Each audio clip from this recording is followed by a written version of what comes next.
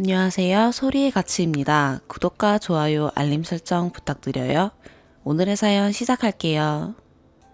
첫 번째 사연입니다. 30대 중반 남자입니다.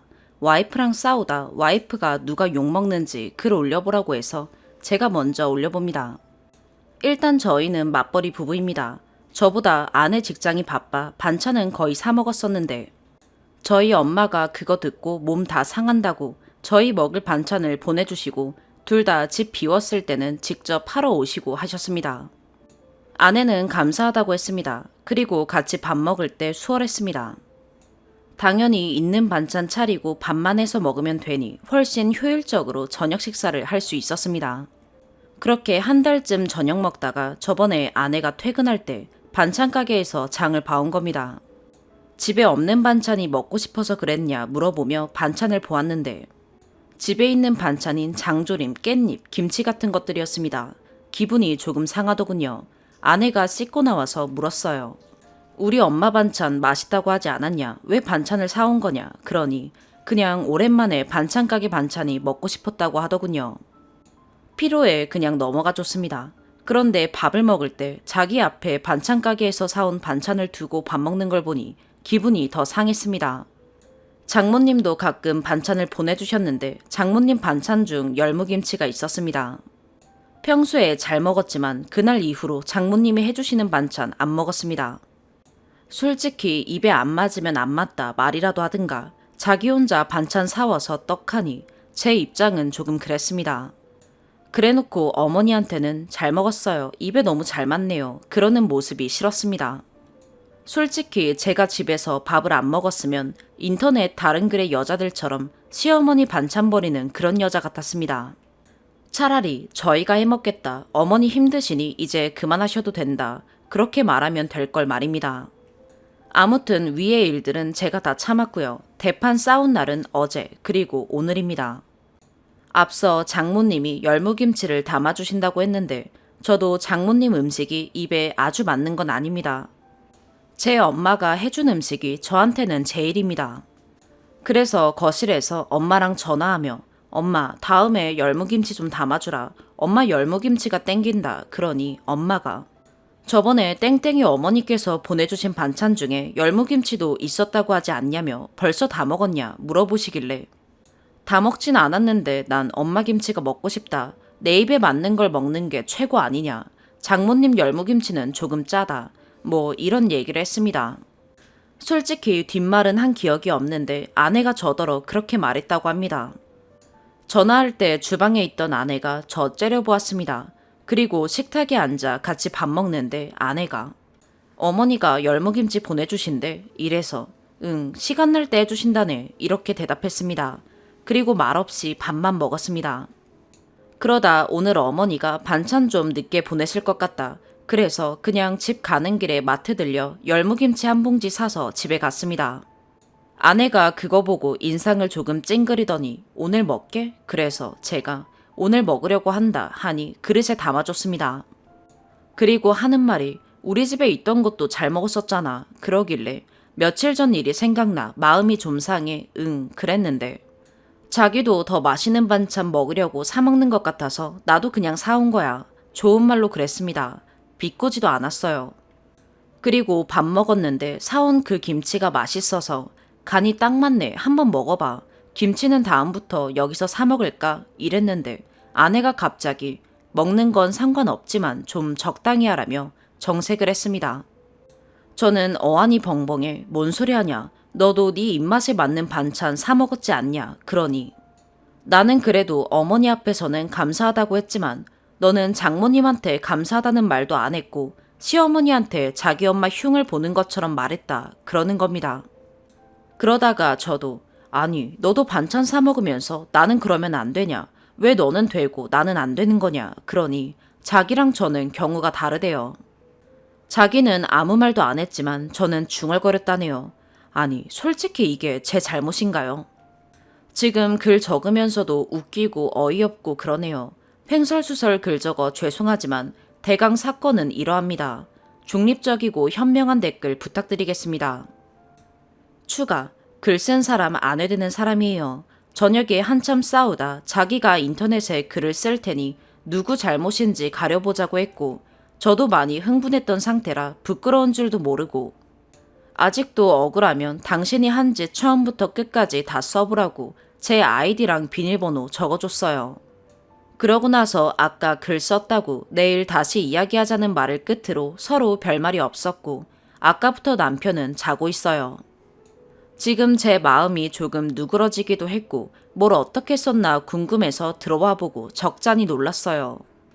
달아주신 댓글들은 모두 정독했어요. 둘 다 똑같다는 말씀을 하시는 분들도 봤고, 다 늙은 어머니들 고생시키지 말고 너네가 알아서 하라는 말도, 유치하다, 끼리끼리다, 그런 말도 다 봤어요. 어떻게 보면 이렇게 유치하고 사소한 집안일을 인터넷 글로 올린 것 자체가 30대인 두 성인이 할 일은 아니라고 생각하실 수도 있을 것 같아요. 그래서 따로 제 입장을 올리는 것보다 조용히 지우는 게 나을 수도 있겠다는 생각도 했지만, 남편이 올린 글에 뭐가 많이 생략되어 있어 이렇게 된 마당에 추가로 몇 자 적을게요. 일단 제가 남편보다 1살 어리고, 남편이랑 저 연애 5년, 결혼 생활 2년, 총 7년 만났습니다. 결혼 생각이 없었고 남편이랑 연애 시작할 때도 미리 말했던 부분이에요. 그러다 남편이 결혼 얘기를 꺼냈고 그 일 때문에 헤어졌다가 남편이 다시 만나달라고 울면서 붙잡았어요. 1달 정도 저한테 편지까지 쓰고 그런 이야기 다신 안 한다고 해서 다시 만났어요. 그 뒤로 1년 정도 더 만났고 쎄한 부분도 없었고 별로인 부분도 없었어요. 그러다 남편한테 감당하기 힘든 일이 생겼고, 그때 남편이 정신적으로 너무 힘들어 보였고 실제로 무너지기도 했어요. 헤어지고 다시 만난 이후로 제가 남편을 더 많이 사랑하게 돼서 그때 제가 먼저 결혼하자고 했어요. 남편이 그때 집을 사거나 뭘 할 상황이 아니어서 집은 부모님이 저한테 물려주신 집으로 시작하게 되었고, 아내의 가정 같은 것도 저의 집에서 다 했어요. 남편보다 제가 한 달에 3배에서 4배 정도 더 벌고 금전적으로 남편한테 부담 안 줬어요. 그 대신 각자 부모님한테 효도는 자기가 하든가 아니면 서로 똑같이 하고, 일방적인 효도 바라지 말자. 각자 부모님 모시자고 하지 말자. 각자 부모님이 신혼집에 막 드나드는 일 없었으면 좋겠다. 그렇게는 말한 적이 있어요. 남편이 이때 알겠다고 했고 1년간은 서로 그렇게 불편할 것 없이 잘 지켰어요. 그러다 올해 시어머니 홀로 남겨지신 다음부터 남편이 은근슬쩍 저한테 "우리 엄마 너무 우울해하신다. 집에 혼자 할 일 없이 있으신데 얼마나 적적하시겠냐. 코로나라 딱히 갈 데도 없으신데 아들 집이나 가끔 와 계시면 안 되냐. 우리 엄마가 와서 반찬 좀 해놓고 가시고 그러면 우리도 좋고 엄마도 할 일 생겨서 좋고 얼마나 좋냐." 그래서 그냥 알겠다고 했어요.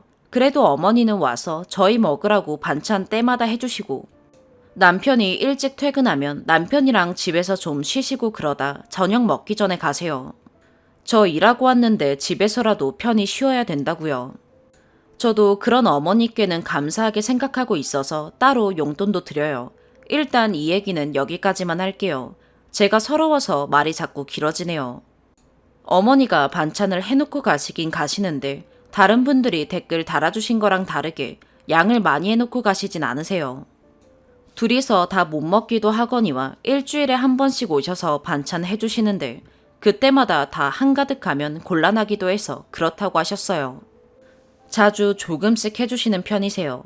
남편은 당연히 어릴 때부터 그 반찬 먹고 자랐으니 그게 입에 맞겠죠. 매일 어머니 반찬 먹으면서 "아, 너무 맛있다, 최고다, 사 먹을 때보다 좋다" 이러면서 먹어요. 여기 어머니 반찬이 사실 입에 안 맞다 이런 말하는 것도 이상하지만, 어머니가 제 친정엄마랑 요리하는 스타일이 많이 다르셔서 어떤 반찬은 저는 안 먹거나 덜 먹고, 남편이 거의 먹게 되는 경우가 꽤 있어요. 앞서 남편이 적은 깻잎, 장조림 같은 게 그런 반찬이에요. 저도 남편 기분 상할까봐 그냥 있는 반찬 먹었는데 한 이틀이나 3일 남편이 제 앞에서 깻잎이랑 장조림 너무 맛있게 먹으니까 저도 그게 먹고 싶었어요.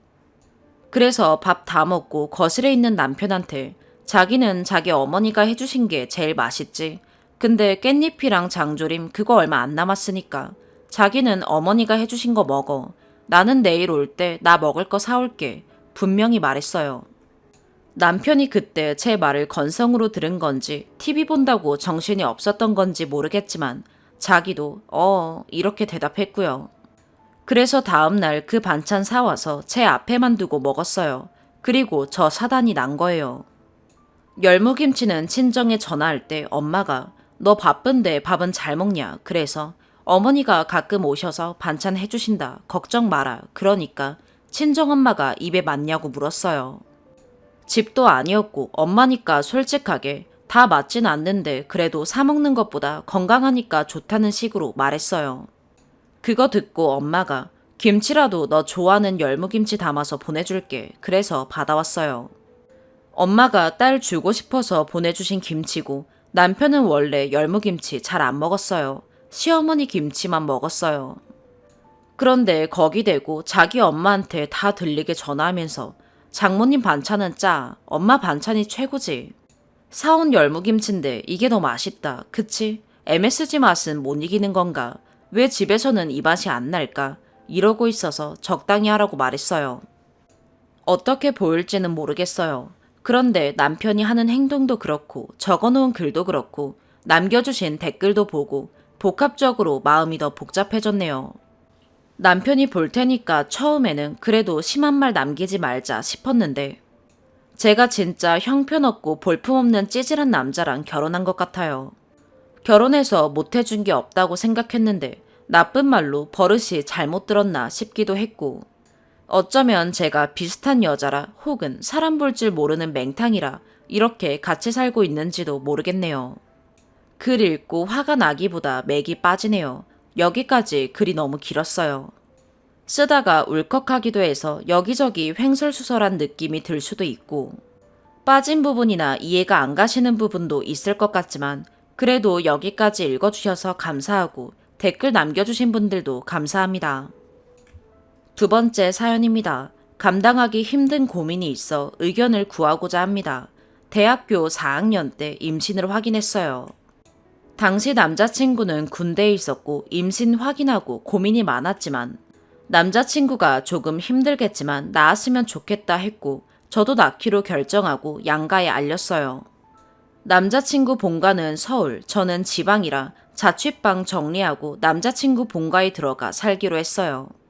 미래를 위해 대학 졸업은 꼭 해야겠다는 생각이 강해 아이 낳으면 돌봐주신다는 남자친구 부모님의 말에 본가행을 택했지만 그게 불행의 시작이었어요. 입덧이 심해 결국 휴학을 하게 됐고 제 본가로가 몸조리 하고 싶었지만 남자친구 부모님이 반대하여 같이 지낼 수밖에 없었고 힘들었어요. 특별히 나쁜 말씀은 없었지만 집안 분위기가 늘 어두웠고 하루 종일 한마디도 하지 않을 때도 있었어요. 학교 졸업하고 유학 갈 아들 발목 잡은 저를 곱게 보시지 않으신 것도 같아 눈치가 보이고 숨죽이며 지냈어요. 스트레스가 극에 달아 임신 29주에 아이를 조산했어요. 1.8kg밖에 안 되는 아이를 낳았고 신생아 중환자실에서 바늘을 꼽고 인큐베이터에 있는 아이를 보면서 힘들었지만 아이 아빠는 제 옆에 없었고 이른둥이었던 제 아이는 미수가 망막증, 뇌출혈이 있어 아팠어요. 그 조그만 아이가 너무 작아 울지도 못하니 아이 할머니가 속상했는지 너한테 일을 시킨 것도 아닌데 왜 아이 하나 제대로 뱃속에서 못 지켜 아프게 만드냐 원망하셨지만 조금 지나 말이 지나쳤다 사과는 하셨지만 저는 그 상황이 도저히 감당이 안 돼. 친정 부모님께 도움을 요청해서 아이 퇴원하고 곧장 친정으로 내려갔고 산후 우울증에 공황장애까지 겹쳐 아이 아빠와도 연락을 끊었어요. 아이 아빠가 매달리긴 했지만 그 당시 살기 싫다는 생각밖에 없었고 아이 아빠가 저주스러울 만큼 미워 연을 일방적으로 끊어버렸어요. 저는 아이 8개월쯤 엄마 도움받으며 복학해 대학 졸업하고 운 좋게 좋은 곳에 취업도 했어요. 그 사이 아이 아빠는 군 제대하고 복학했고 주말에 저희 친정 내려와서 아이 보고 가고 아이 아빠 본가에서는 양육비 꼬박꼬박 주셨고요. 그렇게 지내다 아이 아빠 본가에서 아이 달라는 소리가 있었지만 부모님께서 어림도 없다고 딱 자르시기도 했고 아이 아빠도 아이는 엄마가 키우는 게 맞다고 제 편 들어줘서 크게 이슈 없이 마무리되기도 했어요. 아이 할아버지, 할머니에겐 사과도 받고 앞으로 그런 일 없겠다는 말도 들었어요. 아이 아빠 대학 졸업하고 취업하고 한 6개월쯤 되었을 때 연락과 유학 가게 되었다고 했고 재결합해 아이와 함께 가지 않겠냐고 했는데 저 진짜 미친년 마냥 소리소리 지르며 제발 내 인생에서 사라져달라고 했어요. 언성 한번 높이는 모습 보지 못했던 아이 아빠는 크게 놀랐고 제발 그만해 너 쓰러질 것 같아 하며 저를 보는 걸 힘들어 했어요. 그때 심정은 아이를 뺏길 것 같았고 어떻게든 아이와 아이 아빠를 떨어뜨려 놓아야겠다는 생각이 강해 저는 아이가 지금은 어려 아빠라는 존재를 모르지만 크게 되면 혼란스러워할 거다. 아이가 아빠를 받아들일 성인이 되면 만나는 게 너에게도 나에게도 아이에게도 좋을 것 같다. 연락을 끊어달라. 양육비도 받지 않겠다. 일방적으로 몰아붙였어요. 아이 아빠는 싫다고 했지만 제가 연락 끊고 아이와 숨어 살 거라면서 협박도 하고 회유도 했고 결국 아이 아빠는 한 달에 2번 정도 아이 크는 사진 메일로 보내달라. 양육비는 그대로 주겠다 하는 선에서 마무리하고 유학 갔어요. 그렇게 평온하게 살았고 친언니와 동생 도움으로 제 본가에서 아이 데려와 함께 살았어요. 일이 많았지만 언니네가 근처 살면서 많이 도와주었고 엄마도 2주에 한 번은 올라오시고 해서 아이는 사람 듬뿍 받고 건강하고 밝게 자랐어요. 내 딸이지만 얼마나 이쁜지 몰라요. 하얀 얼굴에 큰 눈, 동글동글 뺨. 빨간 리본 달면 다들 백설공주라고 부르고 노래 부르는 거, 수족관 구경 가는 걸 좋아하는 아이예요. 엄마가 세상에서 제일 좋고 저는 이 세상 다 줘도 아이와 바꾸지 않을 만큼 사랑해요. 일상을 잘 보내는 와중 같은 회사 다른 팀인 팀장님에게 고백을 받았지만 총각이었고 외모적으로도 멋지고 인성까지 좋아 회사 내에서도 인기가 많았어요. 일도 잘해서 동기 중에서도 진급이 제일 빨랐고 아이까지 있는 저와는 맞지 않을 것 같아 몇 차례 거절했지만 도저히 마음 접어주지 않아 아이가 있다, 엄마로 살고 있고 앞으로도 그럴 거다 했는데 알고 있다며 자신 좀 봐달라 하시더라고요. 웃는 소리가 예뻐 호감이 생겼는데 성격이며 바른 가치관, 마음 씀씀이가 더 예뻐서 마음마저 갔고 제 상황을 알고 많이 고민하셨다고 나이도 있어 결혼까지 생각했고 아이 문제까지 감당할 미래라 멀리까지 생각하고 고민하시다 고백하신 거라고. 쉽지 않은 상황이지만 함께 있고 싶고 자기가 커다란 나무가 되어주고 싶다고 했어요. 그렇게 만나게 되었고 늘 배려를 받았고 한결같이 사랑을 받았어요. 2년쯤 사귀었을 때 프로포즈를 받았지만 팀장님 본가에서 어떻게 생각할지 겁이나 거절했는데 한 달만 시간을 달라시더니 갑자기 해결됐다고 같이 인사드리러 가자고 하셨어요. 팀장님 본가에 가니 생각보다 분위기가 좋았고 조근조근 저는 제 상황을 말씀드렸어요. 팀장님 어머니께서 아이는 결혼하면 어떻게 할 건지 물으셨고 저는 죄송하지만 제가 키우고 싶다고 말씀드렸더니 아이 놓고 시집 온다고 했으면 결혼 반대했을 거라고, 아이는 엄마가 키우는 게 맞다고, 혼자 아이 키우느라 고생 많았다고, 내 아들이지만 부족한 거 많아 잘 돌봐달라고, 무뚝뚝한 성격이라도 날 상처 줄 만큼 모질지 못하다고 책임감 있게 가정에 잘할 거라고 하셨어요. 팀장님이 부모님을 닮았구나. 너무 좋으신 분들이었어요. 너무 감사했어요. 나는 복이 많은 사람이라는 생각이 들었어요. 그런데 저희 부모님께 결혼하고 싶다고 알렸더니 급하게 올라오셔서 결혼을 반대하시는 상황이에요. 몰랐던 사실이었는데 아이 아빠는 현재 석사만 마치고 한국에 들어왔더라고요. 취업해서 제가 아이와 살고 있는 근처에 살고 있고 제가 야근이나 주말 근무가 있을 때 저 몰래 친언니한테 연락해서 아이 보고 가고 했네요. 토, 일 중 저 쉬라고 언니가 배려해주면서 아이 데려가면 그때도 어김없이 아이 아빠한테 연락해 같이 영화도 보고 연극 보고 수족관도 가고 놀이공원도 가고 그렇게 지냈더라고요. 저는 등신같이 그렇게 지내는지 꿈에도 몰랐어요. 가끔 삼촌이 코로나 때문에 어딜 못 간대. 그래서 삼촌 집에 가서 맛있는 음식 먹으면서 놀았어. 삼촌이 너무 좋아 하면 동생 남자친구인가 막연히 짐작만 했어요. 아무도 저 연애하는지 몰랐고 당연히 시간 지나 제 마음이 누그러져 아이 아빠와 재결합할 줄 알았대요.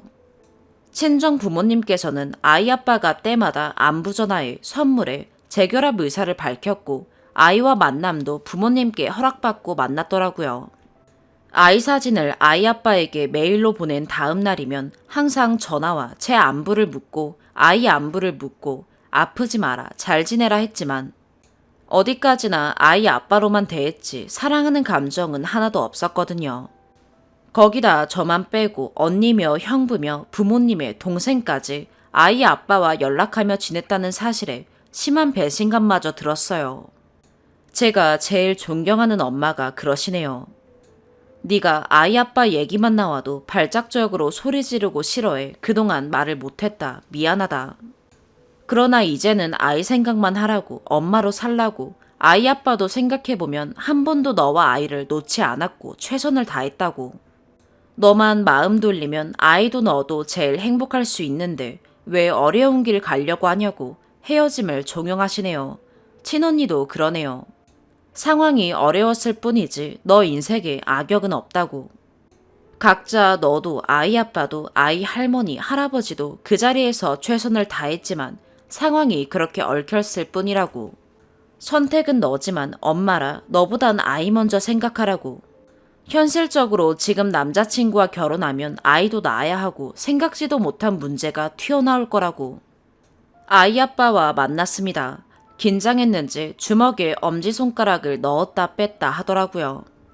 긴장하면 나오는 오랜 버릇이네요. 기억하는 나도 참 웃기고 아이 아빠는 아이 몰래 만나 미안하다고 혼자 키우느라 고생 많았다고 곁에 있어주지 못해 미안했다고 아이 너무 사랑스럽고 예쁘게 키워줘서 고맙다고 그 말 들으니 저도 모르게 울게 되고 아이 아빠는 함께 살면서 아이 커가는 순간 같이 보고 싶다고 아이에게 엄마 아빠 있는 행복한 가정을 만들어주고 싶다고 마음 돌려달라고 하네요. 그리고 여전히 저를 사랑하고 있다고 하네요. 팀장님에게 아이가 아이 아빠와 만나는 걸 알게 됐다. 외국에 있는 줄 알았는데 한국에 있었다. 설명하며 아이 아빠와 만났다 얘기를 했는데 괜찮다. 서로 감당하기로 한 몫인 것 같다 라고 하는데 속이 조금 상해 보이더라고요. 여전히 한결같이 저를 아끼고 사랑해주고 있어요.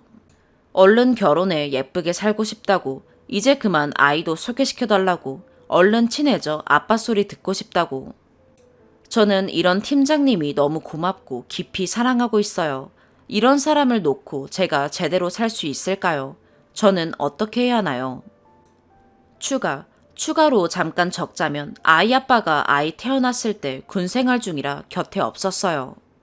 그 상황 충분히 이해했지만 아이는 2달 넘게 입원했었고 그동안 휴가를 2-3번 정도 나왔는데 아이 보는 걸 힘들고 무섭다고 술 마시고 와서 면회도 몇 번 못했고 아이 뇌출혈 때문에 뇌실이 커져 배액을 했는데 그 배액이 잘 안 되면 션트라는 뇌수술을 해야 했어요. 그런 상황에서 저는 겨우 23살이었고 너무 힘들어 제발 같이 있어달라 했는데 그때도 그 상황이 너무 힘들다며 술을 마시고 외면만 했어요. 입도 닫아 아무 말도 저에게 하지 않았어요. 철저하게 아이와 저는 외면했어요. 휴가 나와 늘 술에 찌들어 있었고 연락 안 될 때가 더 많고 휴가 기간에도 아이에 대해 죄책감 때문이라며 외면하기 일쑤였어요. 그러니 제가 믿을 수도 없었고 감정이 시들어버릴 수밖에 없었어요. 팀장님과의 결혼 허락은 팀장님이 저와 나이차가 있어요. 그리고 저랑 사귀기 시작하면서 결혼까지 생각한 부분도 있어 본가의 비혼주의를 꾸준히 얘기하셨어요. 본가에서는 결혼 정년기도 지나고 비혼주의라 해서 소갈이 하시던 상황이었어요.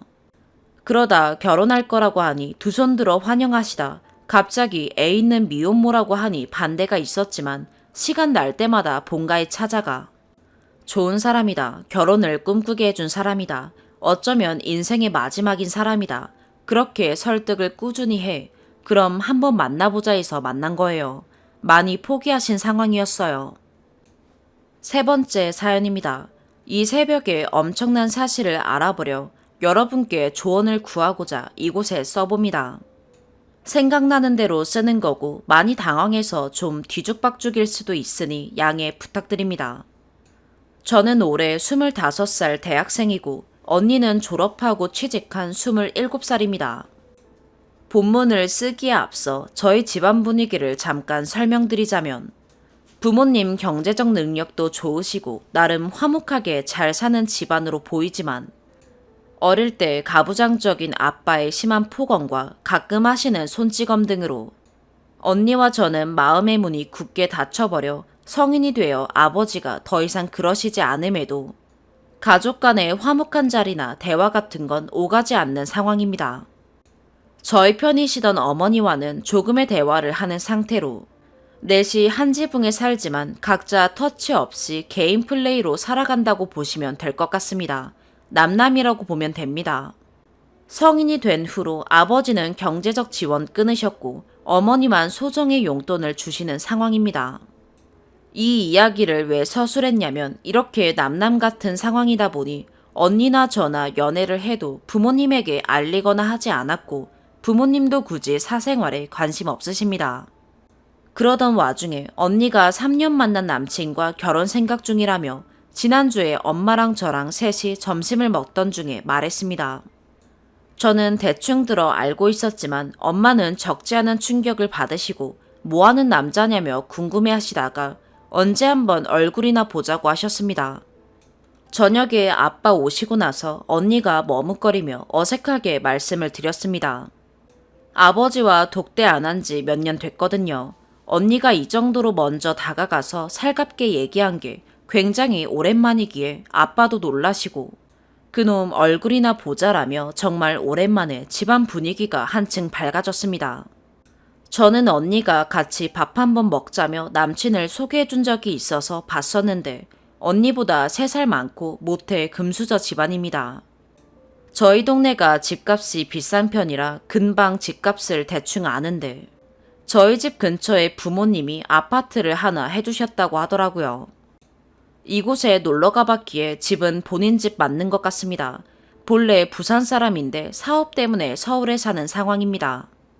얼굴도 언니가 만났던 사람 중에 제일 잘생겼고 직업도 개인 사업장 여러 개 굴리는 꽤나 부유한 사람이었습니다. 카페랑 샐러드 가게, 술집 등 여러 개 굴린다고 합니다. 저는 당연히 환영이었고 부모님과 언니와 저분이 지난주쯤 밥을 먹었는데 고놈 참 싹싹하다며 부모님도 좋아하셨습니다. 학창시절부터 집안에 흐르던 냉랭한 분위기가 한층 거치는 것 같아 저도 요 근래 기분이 계속 좋았습니다. 언니와 남친은 이미 결혼을 약속하고 내년 3반 기준으로 결혼하겠다며 이야기가 오가는 상황이었습니다.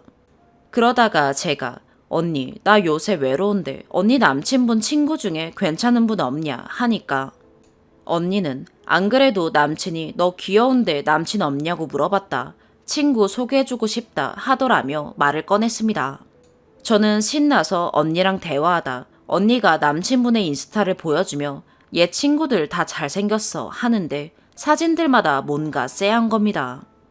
친구들이 다 잘생긴 건 맞는데 하나같이 날티나는 남자친구 성형을 굉장히 많이 한 인상에 싸구려 정장이나 명품 옷을 걸치고 335 카페나 노래방, 해변가 등에서 찍은 사진이 많은 겁니다. 뭔가 찝찝했던 저는 언니에게는 내색하지 않고 언니 남친의 인스타를 혼자 찾아보다가 이상한 점을 발견했습니다. 언니랑 사귄 지 3년가량 됐는데 사귀기 이전 날짜에는 피드가 하나도 없길래 사귀고 나서 SNS를 시작했나 하다가 태그된 게시물을 보니 2017년 노래방 같은 데서 만취해서 찍힌 게 있는 겁니다. 누가 봐도 그냥 노래방은 아니고 가라오케 같은 룸 같은 사진이 여러 장에 보이는 양주와 여자 손, 담배, 비정상적으로 넓은 룸 사이즈 등등. 여기서부터 수상했던 저는 좀 더 찾아보기 위해 친구들의 게시물 등을 뒤져봤습니다. 언니랑 사귀기 전 친구들끼리 간 건가 싶었지만 그건 그거대로 과거 유흥을 즐기던 사람을 언니가 모르고 계속 만나는 건 원치 않았기에 아까 말한 날티나는 무리들이 절친 같아 보여서 그 사람들의 피드를 뒤지다 보니 2017년에서 2020년도까지 게시물 등에서 노래방의 빨간 쇼파를 배경으로 찍은 게시물 몇 개를 발견했습니다. 참고로 언니는 인스타를 잘 안 합니다. 어쩌다 생일이나 남친과 기념일에나 가끔 피드 올리러 들어갑니다. 그래서 못 봤을 거라 생각합니다. 단순히 놀러 간 게 아니라 그곳에서 일을 했다는 것을 확신하게 해준 게 본문에는 아 힘들다 골불 냄새 토하겠네 등의 글이 적혀 있었고 댓글에는 너 몇 팀 보러감 줌마들 조카 싫음 역시 땡땡 왁구대장 등의 내용들이 있었습니다. 땡땡 왁구대장이라는 땡땡은 호빠의 이름이었고 T는 방을 뜻하는 은어라고 합니다. 결정적인 건 이 사진들마다 언니의 남친이 껴있었다는 겁니다. 잔뜩 취해서 입에 5만원권을 물고 브이하는 사진이라던가 양주잔에 꽁초 등을 넣어 벌주 마시는 영상부터 트젠으로 보이는 여성 둘을 끼고 노래 부르는 영상 등등 언니의 남친은 자기 친구의 몇 년 전 게시물까지 뒤져볼 줄 몰랐는지 관리는 안 한 듯합니다. 남친 친구들이 인스타를 굉장히 활발히 하는지 대부분 피드가 몇백 개에서 몇천 개였습니다. 20년도까지 사진이 있었다는 거는 꽤 최근까지 일했다는 사실이기에 굉장한 충격을 받은 저는 바로 언니에게 알리려 캡처들을 해두었지만 막상 보내려 하니 선뜻 망설여집니다. 언니가 그 사람을 얼마나 좋아하는지 봐왔고 그 사람도 저희 가족에게 굉장히 싹싹하고 좋은 사람이었으며 제가 느끼기에도 예의 바르게 자란 있는 집 자식이란 인상을 주었기 때문입니다. 사실 금수저라는 것도 거짓말이고 유흥으로 벌어들인 돈일 수도 있겠지만 언니가 사귄 지 1년쯤 되었을 때 둘이 권태기로 다퉈 2달 정도 헤어졌었는데 언니가 그때 시금전폐하고 갓 취직한 직장도 관둘 정도로 얼마나 힘들게 지내는지 알기에 말하기가 더 힘든 것 같습니다. 무엇보다 부모님도 굉장히 마음에 들어하시고 집안 분위기는 거의 벌써 사위들인 기분이라 말하는 게 맞는다는 걸 알지만서도 그 후에 일어날 일들을 생각하니 머리가 지끈지끈하고 어지러워요. 내일 당장 날 밝는 대로 언니한테 말하는 게 맞겠죠. 4번째 사연입니다. 먼저 긴 글인 점 양해 부탁드립니다. 저는 27살 여자입니다. 현재 사회생활하다가 이직을 위해 공부하는 중인데 앞으로 직장생활을 무난하게 할 수 있을지 많이 걱정됩니다. 학창시절에 어리버리하다며 왕따도 당했고 공부도 못했어서 전문대 졸업했고요. 제가 지금까지 다녔던 직장은 전문대 졸업 직전 1개월간 실습한 소규모 여행사, 졸업 직후 1개월 하고도 14일간 백화점 명품관 판매직 알바, 부모님 회사에서 일 도와드린 것 약 4년, 이게 전부입니다. 원래 타고나길 일머리 없고 눈치 없는 성격으로 타고났어서 여행사에서는 일도 못하고 대형 사고를 쳤었고요. 백화점 알바 다닐 때는 일 못한다고 욕도 많이 먹고 결국 매장이 철수하면서 잘렸습니다. 지금 생각하면 정말 어리버리도 많이 탔고 눈치 없이 군 것도 많았어요. 몇 가지 예시를 들자면 첫 번째, 핸드카의 모양을 설명하면서 창고에서 가져오라고 시켜서 핸드카는 한 번에 찾았으나 못 꺼내서 결국 기다리다 못한 선배님이 직접 와서 꺼내가셨어요. 저는 창고에 공간도 있었고 밖으로 꺼내면 끌고 갈 건데 피는 방법을 모르니 연습차 창고 안에서 미리 펴봐야겠다는 생각이 폈다가 결국 못 접어서 낑낑 매다가 그랬고요. 두 번째, 유일하게 선배님이 먼저 출근하셔서 오픈하신 날이 있었는데 그 전날 마감 때와 물량이 안 맞았던 일이 있었고요. 항상 제가 오픈, 마감했어서 저한테 물건 하나가 왜 부족하냐, 이게 얼마짜린데 잃어버리면 무슨 수로 변상할 거냐면서 엄청 혼났습니다. 알고 보니 그 전날 손님이 만져보시고 다른 진열대에 놔두셨는데 제가 마감할 때 수량만 세고 제자리에 둔다는 걸 잊어먹었던 겁니다. 나중에 찾긴 했지만 이미 찍힌 뒤였어서 엄청 주눅들었어요. 세 번째, 처음으로 저 혼자 있을 때 손님이 방문하셔서 제품을 찜하시고 이것저것 여쭤보셨는데 설명드리다가 잘 모르는 부분이 생겼어요. 그래서 먼저 양해를 구하고 손님 성함과 번호를 받아놓고 먼저 보내드렸는데 이런 손님을 뭐하러 받고 번호는 왜 받았냐고 혼났습니다. 사실 그 전에 손님이 오시면 가만히 보지만 말고 부담스럽지 않게 따라다니면서 구매 유도하라고 혼났어서 이렇게 했습니다. 또 점장님이나 선배님들이 그럴 일은 없겠지만 혼자 있을 때 손님이 방문하시면 기본 멘트하고 잘 모르겠는 건 여쭤보고 알려드리겠다고 해라 라고 하셔서 시도해봐야겠다는 생각에 했습니다. 혼나고 나서 들어보니 여긴 단골 위주로 잘해드려야지 오는 분마다 그러는 곳이 아니라고 하시더라고요. 그 외에도 식사 후 신경 써서 양치해라, 틈틈이 청소해라, 진열 때 살피면서 흐트러진 것들 정리해라. 손님 오시면 타이밍 맞게 커피 타오라는 등 기본적인 가르침과 자잘한 지적을 받았어요. 알바 기간이 끝날 때쯤 전장님이 직접 충고해 주셨는데 일 잘해보려고 노력하는 게 보인다. 하지만 기본적으로 판매직과는 안 맞는 것 같다. 다른 데는 어떨지 모르겠지만 대충 이런 식이었습니다. 오래전 일이라 잘 기억 안 나지만 내가 왜 그랬을까 싶기도 하고요. 저는 그때 당시 사회 초년생이라서 그런 거고 보통의 사람들도 많이들 이런 과정을 겪는다고 생각했어요. 업무 습득력이 느려도 평범한 편이라 생각했고요. 근데 지금 생각해보니 저만 지능이 딸려서 그랬던 건 아닐까도 싶고 습득력 느린 게 비정상적인 수준일까봐 걱정스럽습니다. 부모님 회사에서도 예상대로 동작 느리다는 타박을 듣긴 했지만 퇴사할 땐 같이 일하던 직원분들이나 일부 거래처에서 저를 찾으셨다고 들었어요. 물론 단점을 고치려고 노력하긴 했지만 사장님 딸이어서 그랬을 거란 생각이 들어서 자세히 언급하지 않았어요. 이게 단순히 경험 부족일까요? 아니면 제가 진짜 지능적으로 경계선 이런 문제가 있어서 그랬을까요?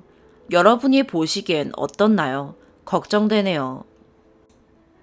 추가, 답답하고 걱정스러운 마음에 쓴 글에 이렇게 많은 분들이 위로해 주시고 응원해 주실 줄은 몰랐습니다. 눈물 짓고 댓글 하나하나 읽어봤습니다. 진심 어린 격려와 조언해 주신 분들 정말 감사합니다. 추가로 부모님 회사에서는 어땠냐고 여쭤보신 것도 봤는데요. 지금 제 기억에 입사 초반에는 같이 일하시던 분들이 동작이 느리고 실수가 잦다, 답답하다고 하셨는데 2달 정도 되니 서툴지만 적응해가는 게 보인다고 해주셨던 것 같아요. 저도 다시 한번 글을 읽어보니 말씀해주신 것처럼 제가 자존감이 정말 낮은 것 같습니다. 또 지금도 거의 마찬가지긴 하지만 그때도 사회초년생이라 지적받고 혼날수록 더 많이 긴장한 탓도 맞는 것 같고요. 성격도 대범하지 않아서 더 심했던 것 같아요. 댓글 읽으면서 저만 실수하고 혼났던 게 아니고 지능적인 문제도 아니었단 걸 알게 되니 조금이나마 위안이 됩니다. 앞으로는 처음 일을 배울 때 소심해도 일에 관해 궁금한 건 많이 질문하고 메모하는 습관을 꼭 가져야겠네요.